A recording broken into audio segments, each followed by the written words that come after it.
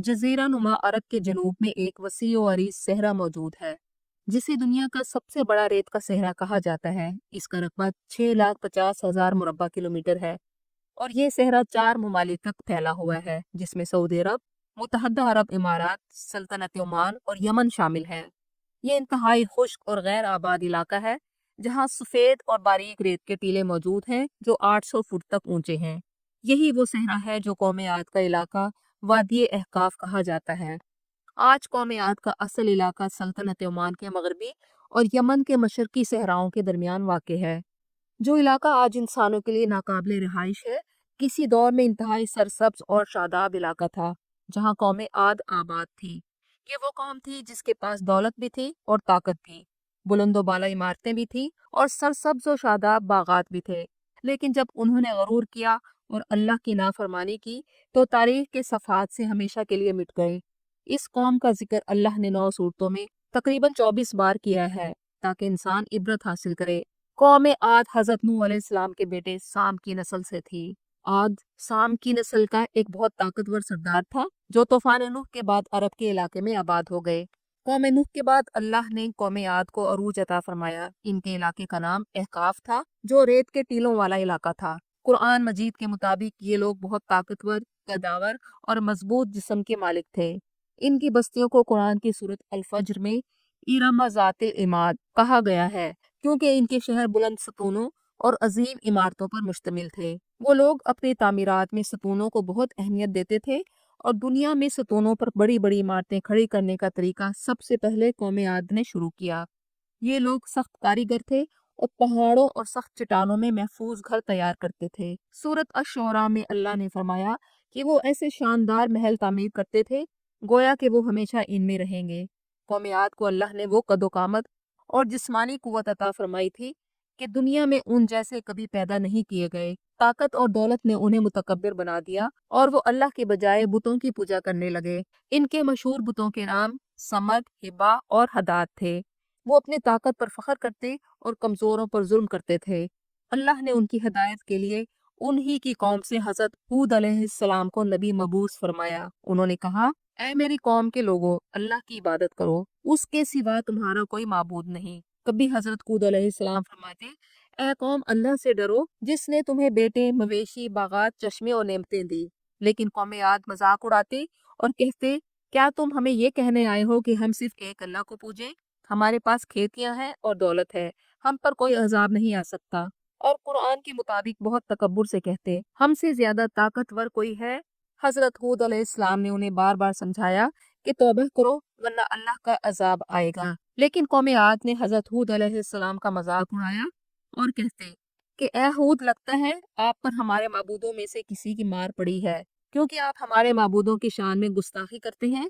इसी वजह से आपको उनकी तरफ से सजा मिली जो आप ऐसी बहकी बहकी बातें करते हैं। और कौम आद कहती, क्या हमारे आबा अजदाद गलत थे और तुम ही ठीक हो? अगर अजाब का वादा सच्चा है तो हम पर ले आओ। हजरत हूद अलैहिस्सलाम उन्हें बार बार डराते, लेकिन उनकी सरकशी बढ़ती गई।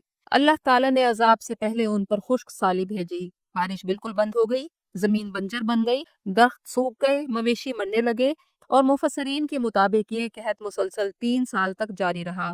कौम आद सख्त परेशानी और तंगी में मुब्तला हो गई। ये कहत असल में कौम आद के लिए फाइनल वार्निंग था कि अब भी वक्त है, वो अपने सरकशी, कुफ्र और तकब्बुर छोड़ दें, अपने नबी हजरत हूद अलैहिस्सलाम की बात माने और अल्लाह की तरफ रजू करके माफी मांगे।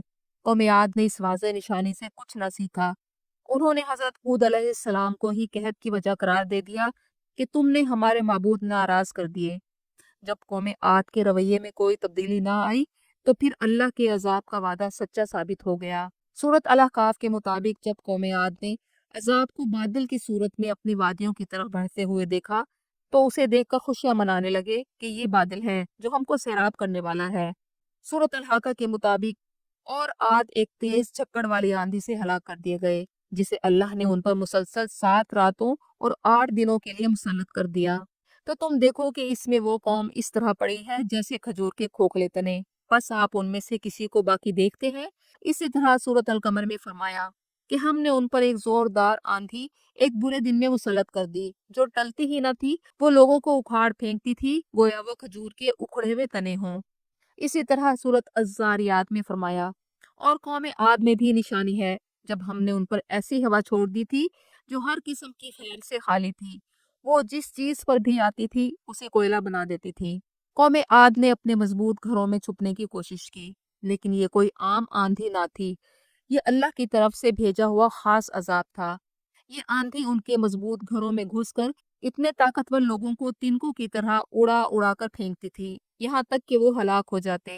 حضرت ہود علیہ السلام اور ان پر ایمان لانے والے ایک چھوٹے سے گروہ کو اللہ تعالیٰ نے اس عذاب سے محفوظ رکھا اور انہیں نجات بخشی، جبکہ قوم عاد کے بارے میں اللہ نے سورۃ الاحقاف کی آیت نمبر 25 میں فرمایا، پھر وہ ایسے ہو گئے کہ کچھ نظر نہ آ رہا تھا سوائے ان کے مسکنوں کے، یعنی ان کے عالیشان گھر اور محل تو نظر آ رہے تھے لیکن ان میں رہنے والوں کی کوئی خبر نہ تھی۔ نبی کریم صلی اللہ علیہ وآلہ وسلم جب بھی تیز ہوا یا بادل دیکھتے تو آپ کے چہرہ مبارک کے آثار تبدیل ہو جاتے، آپ باہر تشریف لاتے، مسجد جاتے، دعا فرماتے۔ آپ صلی اللہ علیہ وآلہ وسلم کو ان سابقہ اقوام کے عذاب کا خیال آتا تھا جس میں قوم عاد اور قوم سمود دونوں شامل تھیں۔ قوم عاد کا ذکر بائبل اور توریت میں نہیں کیا گیا۔ مفسرین کے نزدیک توریت بنیادی طور پر بنو اسرائیل کی تاریخ اور ان کے انبیاء کرام کے واقعات پر مرکوز ہے، جو حضرت اسحاق علیہ السلام اور حضرت یعقوب علیہ السلام کی نسل ہے، جبکہ قوم عاد عرب کی قدیم قوم تھی جو بنی اسرائیل سے پہلے وجود میں آئی اور تباہ ہو گئی۔